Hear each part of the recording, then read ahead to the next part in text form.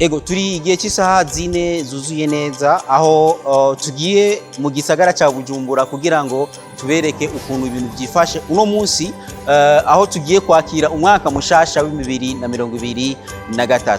Muraza kubona ibintu byinshi ukuntu abantu biteguriye umwaka mushasha, twebwe jewe Nyandwi Rafael canke DJ Rafa hamwe na Niki Ciza turaza kuja ahantu henshi hashoboka kugira ngo tubereke ukuntu abanyagisagara cya Bujumbura biteguriye kwakira umwaka mushasha w'2023.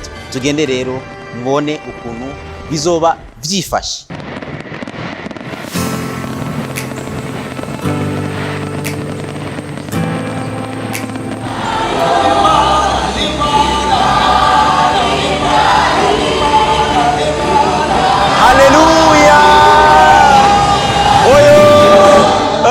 Mwaka mushasha wa 2023 turi mu kinanira ya kane, the city of the living God. Ni shengero liriko lirahimbaza Imana cyane kugira ngo twakire umwaka mushasha w'2023. Ni ngaha mu kinanira, muraza gukurikirana ibitari bike na cyane televiziyo yanyu, imbonesha kure yanyu ya BTV. Twagiye mu bice bitandukanye by'igisagara cya Bujumbura kugira ngo tugushikirize uko abantu bariko barakira umwaka mushasha w'2023, na cyane benshi bari mu mpwemu yo guhimbaza Imana, gutazira Imana. Abandi bari mu biteramo, abandi bari mu miryango, mu mafamiye, byose turaza kubibashikira ni mukanya na BTV. Shimire cyane.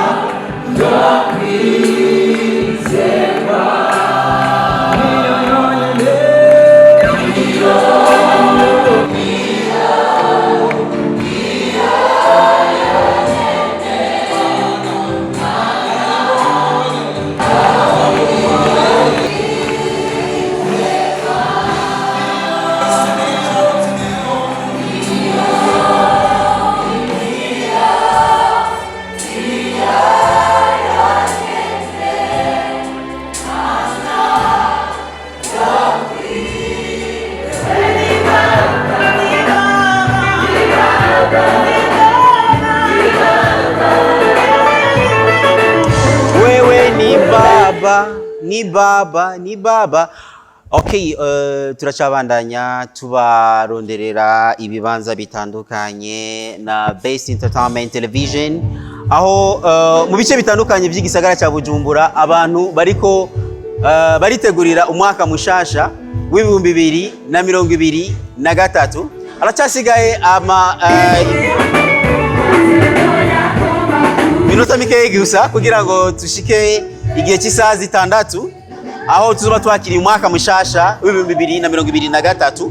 Ubu ni saa 5:23 niyo twashise nga kuri shengero yitwa Gravity nga mu Kabondo kwa Pastor Olivier, aho abantu twasanze bari mu mwemwe yo guhimbaza Imana barindiriye umwaka mushasha w'2023. Turacari kumwe na Niki Ciza, turiko turaca mu bibanza bitandukanye.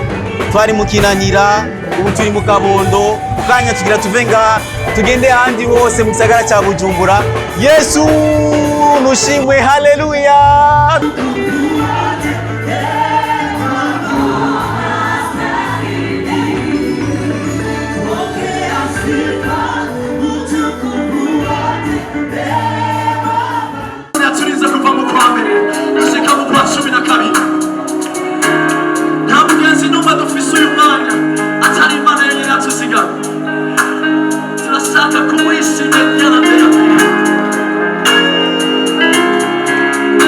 Mu bice bitandukanye bya kino gisagara cyacu cya Bujumbura, aho turiko turaca mu bice bitandukanye. Ubu tukaba turi muri mu ishengero yitwa Truth Living Church, aho kwa Pastor Evral, aho abantu bari mu bwiza bw'Imana. Muriko muravyumva abantu bose, mukanya n'iminota 10 tugira dushike igihe cy'isaha zitandatu aho tuzuba twinjiye mu mwaka mushasha w'2023. Abantu bari ngaha bariko barasenga, baninahaza Imana, bashimye Imana ibyo yabakoreye mu mwaka w'2022, ariko kandi bereka Imana ibitangaza yo bakorera mu mwaka wa 2023. Urumva amashi menshi cyane n'ikimenyetso yuko abantu mu gisagara cya Bujumbura bihaye Imana kugira ngo Imana ashobore gutangurana n'umwaka mushasha 2023.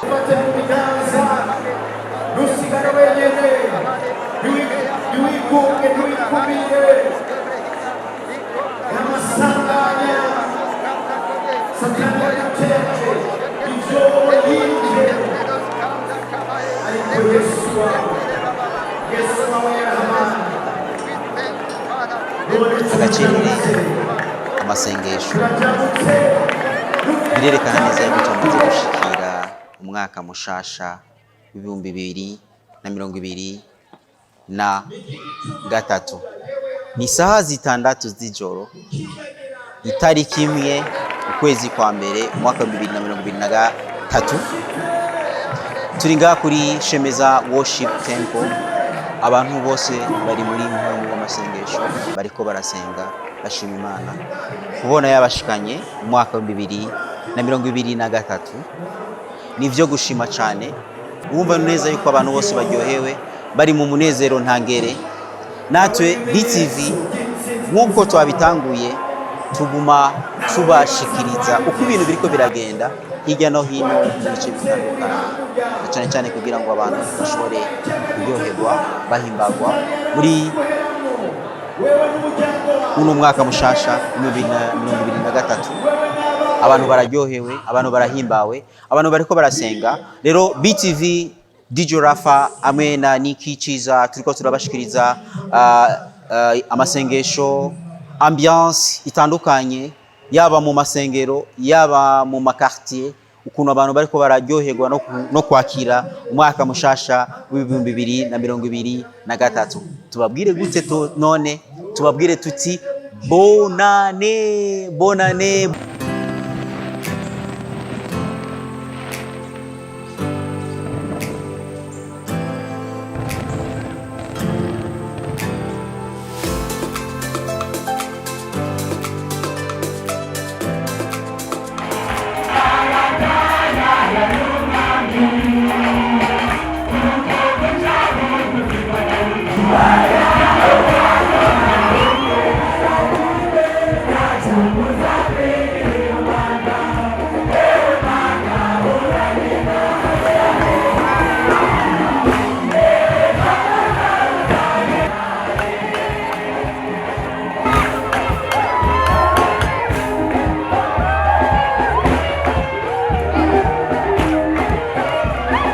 BTV turashari kumwe namwe na cyane tubateramisha tubereka ukuntu mu gisagara cya Bujumbura bariko barakira umwaka wa 2023. Turi kuri Foyer de Charité aho mubona yuko umunezero ari top, abantu bararyohewe bariko barashima Imana, bari muri ambiance idasanzwe na cyane mu kwakira umwaka wa 2023.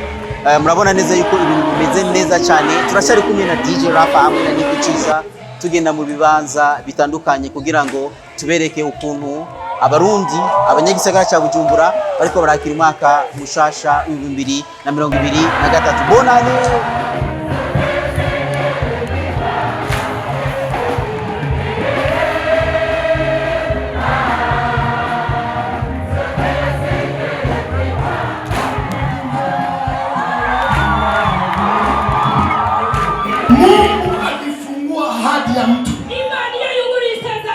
Analifungua na ukijitenga mbele ya ahadi ya mtu utambika unanufaa bila shida.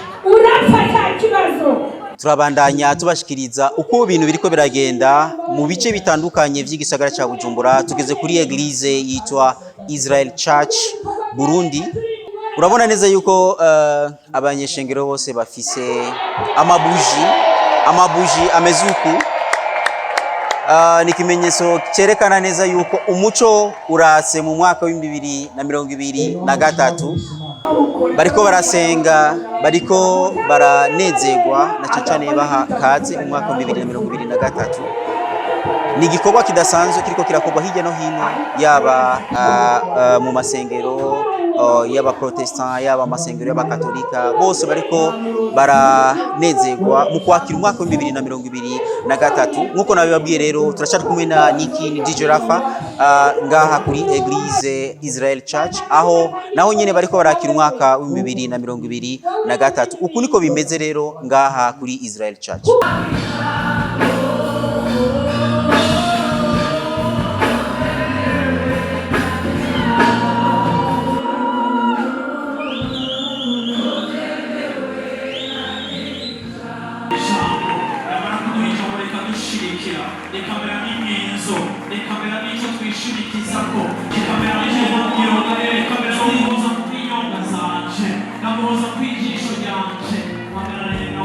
BTV Burundi turacari kumwe namwe mu mwaka wa 2023 tumaze kushikamo.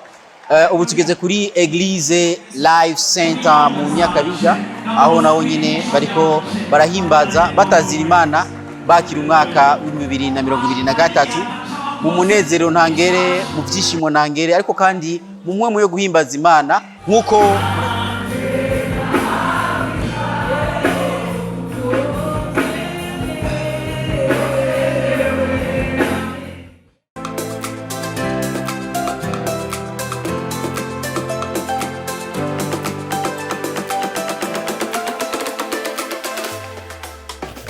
abakunzi ba BTV mwabonye ukuntu ibintu byari byifashe mu gisagara cya Bujumbura mu bice bitandukanye, aho abantu bari baryohewe cyane mu kwakira umwaka wa 2023 mu masengero, aho bariko barashima Imana bayininahaza, ariko kandi ariho n'ibibanza byinshi twashoboye guca mu bibanza bitandukanye. Ariho aho tutashoboye kuronka urusha rwo kwinjira bivanye n'imitegekere yabo basanzwe bariko barakoresha na cyane mu byo basanzwe bakora, ariko kandi twasanze mu gisagara cyose ibintu byari bimeze neza.